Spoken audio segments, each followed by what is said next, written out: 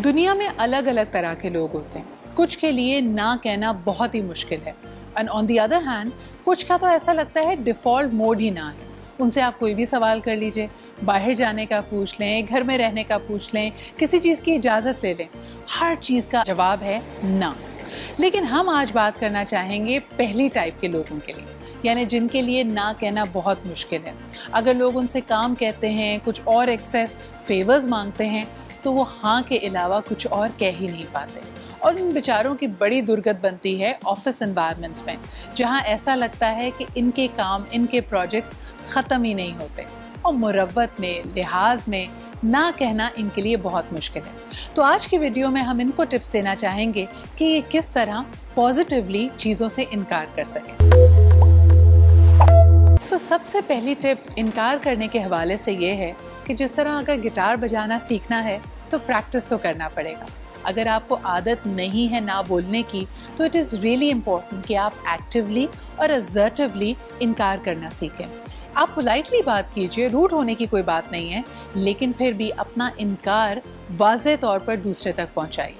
अब आ जाते हैं पॉइंट नंबर 2 पे, और ये भी बहुत अहम है। बात यह है कि हमारे लिए हमारा इनकार कभी कभार इसलिए भी मुश्किल हो जाता है क्योंकि हम वजह या जस्टिफिकेशन ढूंढ रहे होते हैं।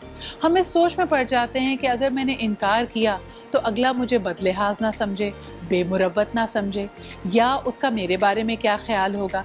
ये तमाम चीज़ें इम्पॉर्टेंट नहीं हैं। अगर आपके पास रीज़न कोई बहुत कॉम्प्लिकेटेड सा रीज़न नहीं भी है, तब भी इनकार अपने आप में एक कंप्लीट आंसर है। अब आ जाते हैं पॉइंट नंबर 3 पे। अगर आपकी पर्सनालिटी में आपने बहुत असर्टिवली अपने आप को एक्सप्रेस नहीं किया है और आप ना या इनकार बहुत ऑफन नहीं करते, तो शुरू में आपकी इनकार को लोग सीरियसली भी नहीं लेंगे। लेकिन तब आपके लिए बहुत अहम है कि आप फर्मली अपने डिसीजन को लोगों तक पहुंचाएं। और अगर आपको ऐसा लग रहा हो कि लोग आपको सीरियसली नहीं ले रहे, तब आपको अपने पॉइंट पे थोड़ा सा जमकर स्टैंड लेना पड़ेगा। अब आ जाते हैं हमारी 4th टिप पे, और ये भी बहुत इम्पॉर्टेंट है। जब आप ऐसा समझें कि आपके लिए इनकार करना मुश्किल है, क्योंकि कई दफ़ा हम अथॉरिटी सिचुएशंस में होते हैं, कोई घर का बुज़ुर्ग है या फिर ऑफिस की कोई अथॉरिटी, कोई बॉस है, तब आप एक पोलाइट तरीके से जो सवाल आपके पास आया है उस सवाल को दोबारा उनके कोर्ट में फेंक दीजिए। यानी मिसाल के तौर पे आपको मज़ीद काम अगर दिया जा रहा है तो आप डेडलाइन मांगिए और उनसे ये भी पूछिए कि ऑलरेडी आपके पास जितना काम मौजूद है तो उनमें से प्रायोरिटी क्या है, तरजीह क्या है। यानी पोलाइटली उन तक ये पहुंचाना कि देखिए, मैं इनकार अगर नहीं भी कर रहा तो जो काम मुझे दिया जा रहा है वो ह्यूमनली पॉसिबल नहीं है। And lastly and most importantly, be selfish with yourself. हम अक्सर ये समझते हैं कि अगर हम खुद गर्ज हैं तो ये बहुत बुरी बात है, लेकिन अगर आपको ही अपने आप से गर्ज नहीं होगा तो फिर और किसको होगा।